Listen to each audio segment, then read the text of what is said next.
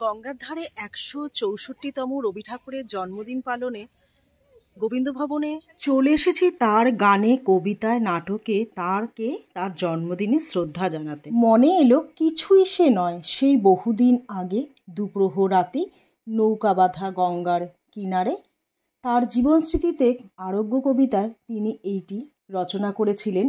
কারণ 1872 সালে মাত্র 11 বছর বয়সে ডেঙ্গু জ্বরের হাত থেকে বাঁচতে তিনি চলে এসেছিলেন পানিহাটির পেনেটির বাগান বাড়িতে। 1919 সালের মে মাসে জালিয়ানওয়ালাবাগের গণহত্যার পরিস্থিতিতে, দেশের অগ্নিগর্ভ ঐতিহাসিক পরিস্থিতিতে তিনি মুক্তি পেতে দ্বিতীয়বার এসেছিলেন পেনেটির বাগান বাড়িতে। আর এখানেই তিনি নাইটহুড ত্যাগের সিদ্ধান্ত নিয়েছিলেন। 1933 সালে তিনি তৃতীয়বার এসেছিলেন এই গোবিন্দভূমির একটি মেয়ের বিয়ের অনুষ্ঠানে।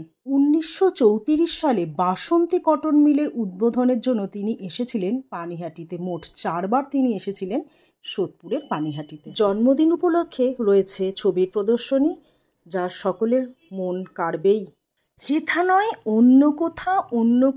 অন্য কোনোখানে রবি ঠাকুর এই ভাবনায় পাখির ডানার ওপর ভর করে ছুটে বেরিয়েছেন দেশ থেকে দেশান্তরে। তেমনি আমরাও আজ তার জন্মদিনে চলে এসেছি তাকে শ্রদ্ধা জানাতে নৃত্যানুষ্ঠানের মাধ্যমে। গুরুদেব এখানে নিজের হাতে আম গাছ রোপণ করে আম্রকুঞ্জ গড়ে তুলেছিলেন। এর প্রাকৃতিক পরিবেশ ভীষণ সুন্দর, চারিদিকে গাছগাছালিতে ভর্তি, গাছে গাছে পাখি ডাকছে। এত মনোরম পরিবেশে গোবিন্দ ভবনে এই একটিমাত্র দিনে অর্থাৎ 25শে বৈশাখের দিনে সর্বসাধারণের জন্য গেট খুলে দেওয়া হয়। আমিও সেইভাবে চলে এলাম। আমাদের নৃত্য অনুষ্ঠানও সুষ্ঠুভাবে সুসম্পন্ন হয়েছে এবং আমরা সকলে খুব খুশি। পাশেই রয়েছে ইস্কনের মন্দির।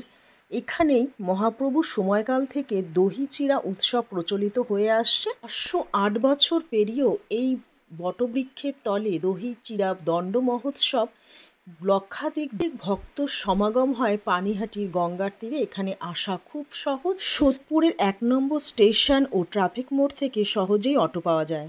পুণ্যগড় থেকে গঙ্গা পেরিয়ে সহজেই পানিহাটি ফেরিঘাটে এসে এই গোবিন্দ ভবনে পৌঁছানো যায়।